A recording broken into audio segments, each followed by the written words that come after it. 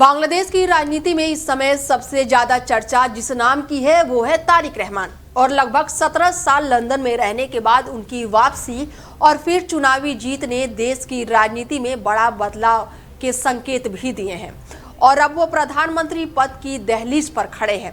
तारिक रहमान की कहानी सिर्फ एक नेता की वापसी नहीं है, ये बांग्लादेश की राजनीति के एक नए अध्याय की शुरुआत भी हो सकती है।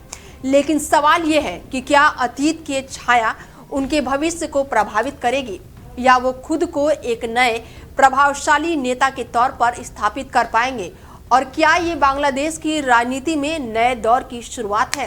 क्या कुछ है इसमें, चलिए आपको बताते हैं सब कुछ इस खास रिपोर्ट में। 20 नवंबर 1965 को ढाका में जन्मे तारिक रहमान राजनीति विरासत के साथ बड़े हुए। उनके पिता जियाउर रहमान बांग्लादेश के राष्ट्रपति रहे, जबकि उनकी मां खालिदा जिया देश की प्रधानमंत्री रही। ढाका विश्वविद्यालय में पढ़ाई शुरू की, लेकिन राजनीति ने उन्हें जल्द ही अपनी ओर खींच लिया।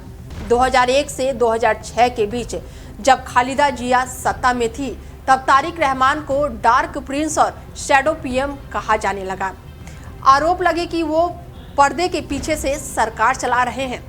हालांकि उन्होंने कभी कोई भी अधिकारित पद नहीं संभाला, लेकिन बांग्लादेश की पार्टी यानी कि नेशनलिस्ट पार्टी बीएनपी में उनका प्रभाव साफ तौर पर दिखता था। 2006 के बाद से राजनीतिक संकट गहराया। मनी लॉन्ड्रिंग और भ्रष्टाचार के आरोपों में उनकी गिरफ्तारी हुई।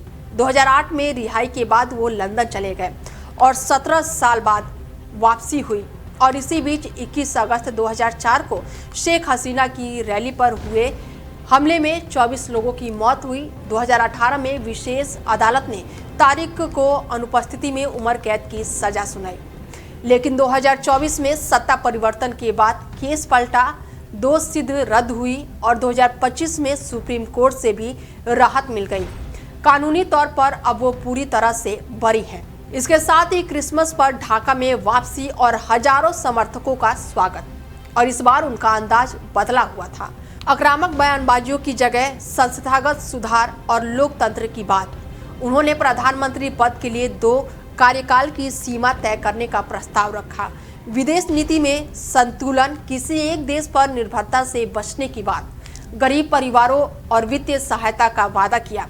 हालांकि पाकिस्तान के प्रति नरम रुख के आरोप और 1971 का इतिहास अभी भी सियासी बहस का हिस्सा है, लेकिन तारिक रहमान का कहना है कि वो भारत सहित सभी पड़ोसी देशों से संतुलित संबंध बनाना चाहते हैं और बनाकर रखेंगे।